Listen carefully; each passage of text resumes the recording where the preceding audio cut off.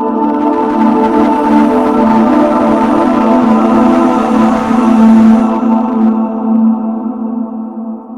વાલા મિત્રો, અમારી ચેનલમાં આપનું હાર્દિક સ્વાગત છે। મિત્રો, આજના વિડીયોમાં આપણે ગુજરાતના ઇતિહાસને લગતા કુલ 1 થી 25 પ્રશ્નો જોવાના છીએ। મિત્રો, આજના વિડીયોમાં લેવામાં આવેલા પ્રશ્નો આવનારી સ્પર્ધાત્મક પરીક્ષાઓ માટે ઉપયોગી સાબિત થઈ શકે તેવા છે, માટે વિડીયોને અંત સુધી જોવાનું ભૂલતા નહીં। ચાલો મિત્રો, વિડીયોની શરૂઆત કરીએ પ્રશ્ન નંબર 1 થી। પ્રશ્ન 1, સ્કંદગુપ્તના કયા સિક્કા ગુજરાત, સૌરાષ્ટ્ર અને કચ્છમાંથી મળ્યા છે? તો મિત્રો, સ્કંદગુપ્તના જે ચાંદીના સિક્કા છે મિત્રો, તે ગુજરાત, સૌરાષ્ટ્ર અને કચ્છમાંથી મળી આવ્યા છે। બીજો પ્રશ્ન મિત્રો, પુરાતત્વીય ખોદકામમાંથી મળેલા અવશેષોના નિર્ધારિત સમયગાળો જાણવા કઈ પદ્ધતિનો ઉપયોગ કરવામાં આવે છે? તો મિત્રો, જે પુરાતત્વીય સ્થળો મળી આવ્યા છે તેનો ચોક્કસ સમયગાળો જાણવા માટે કાર્બન 14 એટલે કે કાર્બન 14 નંબરની જે પરીક્ષણ પદ્ધતિ છે તેનો ઉપયોગ મિત્રો કરવામાં આવે છે, કોઈ પણ જે પુરાતત્વીય સ્થળ હોય તેનું ચોક્કસ સમયગાળો જાણવા માટે। ત્રીજો પ્રશ્ન, વલભીપુરમાં મૈત્રક વંશની સ્થાપના કોણે કરી હતી? તો મિત્રો, વલભીપુરમાં જે મૈત્રક વંશ છે તેની સ્થાપના મૈત્રક સેનાપતિ ભટ્ટારકે કરી હતી।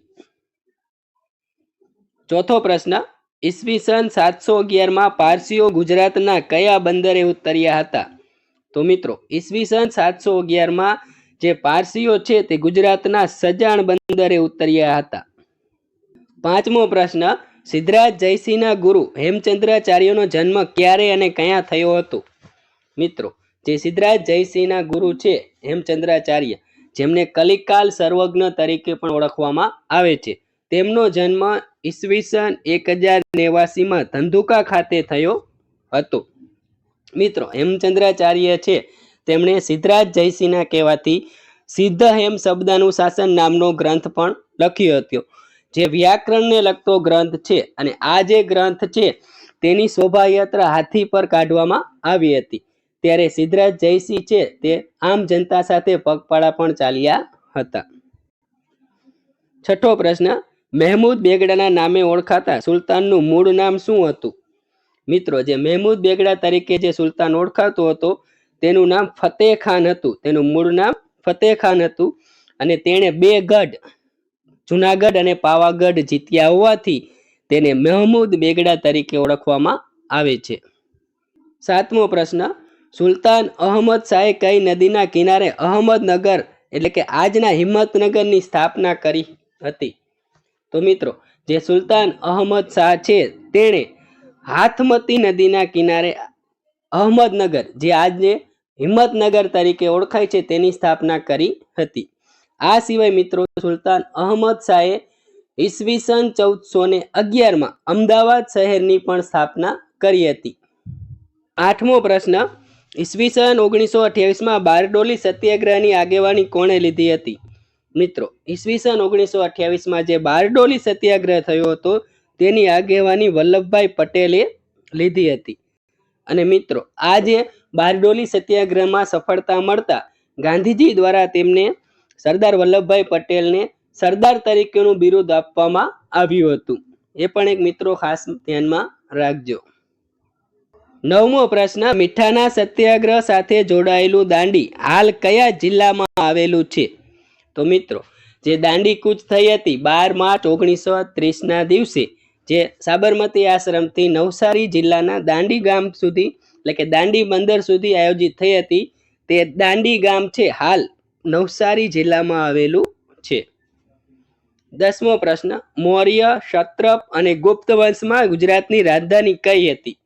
તો મિત્રો, જે મૌર્ય યુગ, ક્ષત્રપ યુગ અને ગુપ્ત યુગ છે તે દરમિયાન મિત્રો ગિરિનગર છે એટલે કે જે ગિરનાર છે તે સમયની રાજધાનીનું સ્થળ રહ્યું હતું। 11મો પ્રશ્ન, બોરસદ સત્યાગ્રહની આગેવાની કોણે લીધી હતી? તો મિત્રો, જે બોરસદ સત્યાગ્રહ છે તેની આગેવાની દરબાર ગોપાળદાસે લીધી હતી। અને દરબાર ગોપાળદાસ છે તે એક રાજવી હતા અને તેમણે ગાંધીજી સાથે સત્યાગ્રહમાં ભાગ લેવા માટે થઈ પોતાના રાજ્યનો ત્યાગ કર્યો હતો। તે ઢસાના રાજવી હતા અને તેમણે પોતે સ્વતંત્ર સેનાની તરીકેનું કાર્ય સંભાળવા માટે પોતાના રાજ્ય છે તે ગાંધીજીને સમર્પિત કરી દીધું હતું. 12મો પ્રશ્ન, ગુજરાતનો છેલ્લો રાજપૂત રાજા કોણ હતો? મિત્રો, જે ગુજરાતનો છેલ્લો હિન્દુ રાજપૂત રાજા છે તે કર્ણદેવ વાઘેલા હતો. મિત્રો, અહીંથી કર્ણદેવ વાઘેલાનું પતન થતા મિત્રો ગુજરાતમાં રાજપૂત સત્તાનો અંત થયો અને દિલ્હી સલ્તનત સત્તાનો યુગ આરંભ થયો હતો. 13મો પ્રશ્ન, અમદાવાદનો મોતીશાહી મહેલ હાલ ક્યાં નામે ઓળખાય છે? મિત્રો, અમદાવાદનો જે મોતીશાહી મહેલ છે તે હાલ સરદાર પટેલ રાષ્ટ્રીય સ્મારક તરીકે ઓળખાય છે. અને મિત્રો, જે મોતીશાહી મહેલ છે તેની સ્થાપના છે તે શાહજહાં દ્વારા કરવામાં આવી હતી, તે પણ ખાસ ધ્યાનમાં રાખજો. 14મો પ્રશ્ન, ગુજરાતમાં પ્રથમ રાષ્ટ્રપતિ શાસન લદાયું તે સમયે રાજ્યપાલ તરીકે કોણ હતા? તો મિત્રો, ગુજરાતમાં સૌપ્રથમ રાષ્ટ્રપતિ શાસન લદાયું ત્યારે ગુજરાતના રાજ્યપાલ શ્રીમન્નારાયણ હતા. ખાસ મિત્રો યાદ રાખજો. અને ગુજરાતમાં રાષ્ટ્રપતિ શાસન છે તે સૌપ્રથમ 13/5/1971 ના દિવસે લાગુ પાડવામાં આવ્યું હતું અને તે 17/3/1972 સુધી અમલમાં રહ્યું હતું. એ પણ મિત્રો ખાસ ધ્યાનમાં રાખજો. ગુજરાતમાં ભીલ સેવા મંડળની સ્થાપના કોણે કરી હતી? મિત્રો, ગુજરાતમાં જે ભીલ સેવા મંડળ છે તેની સ્થાપના ઠક્કર બાપાએ કરી હતી. ઠક્કર બાપાનું મૂળ નામ અમૃતલાલ ઠક્કર હતું. 16મો પ્રશ્ન, કાળા પાણીની સજા પામી શહીદ થનાર પ્રથમ ગુજરાતી કોણ હતા? મિત્રો, જે ગરબડદાસ મુખી છે તે કાળા પાણીની સજા પામી અંદમાન નિકોબાર ટાપુ છે ત્યાં કણે કાળા પાણીની સજા પામી શહીદ થનાર પ્રથમ ગુજરાતી હતા. અને ગરબડદાસ મુખી છે તેમણે 1857ના સ્વાતંત્ર્ય સંગ્રામ વખતે ગુજરાતનું નેતૃત્વ કર્યું હતું. 17મો પ્રશ્ન, ગુજરાત રાજ્યના ઉદ્ઘાટન પ્રસંગે વૈષ્ણવજન ગીત કોણે ગાયું હતું? મિત્રો, જે ગુજરાત રાજ્યનું ઉદ્ઘાટન થયું એટલે કે 1 મે 1960ના દિવસે ત્યારે વૈષ્ણવજન ગીત છે તે મથુરીબહેન ખેરે ગાયું હતું. ખાસ મિત્રો ધ્યાનમાં રાખજો. 18મો પ્રશ્ન, ગુજરાતી સાહિત્ય પરિષદની સ્થાપના કઈ સાલમાં થઈ હતી? મિત્રો, જે ગુજરાતી સાહિત્ય પરિષદ છે તેની સ્થાપના ઈસવીસન 1905માં કરવામાં આવી હતી. 19મો પ્રશ્ન, ગુજરાતમાં ભાગ બટાઈની જગ્યાએ રોકડ મહેસૂલની શરૂઆત કોણે કરાવી હતી? મિત્રો, જે ગુજરાતમાં ભાગ બટાઈ છે તેની જગ્યાએ રોકડ મહેસૂલની શરૂઆત ટોડરમલ દ્વારા કરવામાં આવી હતી. અને અકબરના દરબારમાં ટોડરમલ છે તેણે મનસબદારી પ્રથાની શોધ કરી અને મનસબદારી પ્રથા છે તે મહેસૂલમાં અમલી બનાવી હતી. 20મો પ્રશ્ન, ગુજરાતમાં પંચાંગ બનાવવા પર કોણે પ્રતિબંધ મૂક્યો હતો? મિત્રો, જે ગુજરાતમાં પંચાંગ બનાવવા પર ઔરંગઝેબ દ્વારા પ્રતિબંધ મુકાયો હતો. 21મો પ્રશ્ન, કયા સંત કચ્છના કબીર તરીકે ઓળખાય છે? મિત્રો, જે મેકરણ કાપડી છે જેમને મેકરણ દાદા તરીકે ઓળખવામાં આવે છે તે કચ્છના કબીર તરીકે ઓળખાય છે. અને હાલમાં કચ્છ જિલ્લામાં મેકરણ દાદાની સમાધિ આવેલી છે અને ત્યાં કણે લાલિયા, ગધેડા અને મોતિયા કૂતરાની પણ સમાધિ આવેલી છે. 22મો પ્રશ્ન, ચાપો વાણિયો કયા રાજાનો પ્રધાન બન્યો હતો? મિત્રો, જે ચાપો વાણિયો છે તે વનરાજ ચાવડાનો પ્રધાન બન્યો હતો. અને વનરાજ ચાવડાએ પોતાના મિત્ર ચાંપા વાણિયાના નામ પરથી ચાંપાનેર નગરની સ્થાપના પણ કરી હતી. અને પોતાનો એક જે મિત્ર હતો અણહિલ ભરવાડ તેના નામ પરથી અણહિલવાડ પાટણની સ્થાપના પણ વનરાજ ચાવડાએ કરી હતી. 23મો પ્રશ્ન, ગુજરાતમાં મજદૂર મહાજનની સ્થાપના ક્યારે કરવામાં આવી હતી? મિત્રો, ગુજરાતમાં જે મજદૂર મહાજનની સ્થાપના છે ઈસવીસન 1920માં કરવામાં આવી હતી. 24મો પ્રશ્ન, ઐતિહાસિક સ્થળ રંગપુર ગુજરાતમાં કયા જિલ્લામાં આવેલું છે? તો મિત્રો, ઐતિહાસિક સ્થળ રંગપુર છે તે ગુજરાતમાં સુરેન્દ્રનગર જિલ્લામાં આવેલું છે.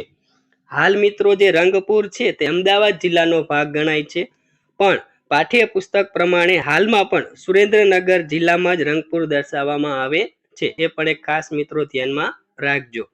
અને રંગપુર છે તે ગુજરાતમાં સૌપ્રથમ શોધાયેલું પુરાતત્વીય સ્થળ પણ ગણાય છે ઈસવીસન 1931માં। 25મો પ્રશ્ન મિત્રો, સાહસિક ગુજરાતીઓ ક્યારે જાવા બંદરે પહોંચ્યા હોવાનું મનાય છે? મિત્રો, જે સાહસિક ગુજરાતીઓ છે તે ઈસવીસન 75માં જાવા બંદરે પહોંચ્યા હોવાનું અનુમાન લગાવવામાં આવે છે। ચાલો મિત્રો, આજનો વિડીયો જો પસંદ આવ્યો હોય તો વિડીયોને એક લાઇક કરી દેજો, અન્ય મિત્રોને શેર કરવાનું ભૂલતા નહીં, અને જે મિત્રોએ હજી સુધી અમારી ચેનલ સબસ્ક્રાઇબ ન કરી હોય તે આજે જ અમારી ચેનલને સબસ્ક્રાઇબ કરી લેજો। ચાલો મિત્રો, ફરી મળીશું એક મહત્વના વિડીયો સાથે, ત્યાં સુધી બધાને બેસ્ટ ઓફ લક। જય હિન્દ, અસ્તુ, વંદે માતરમ।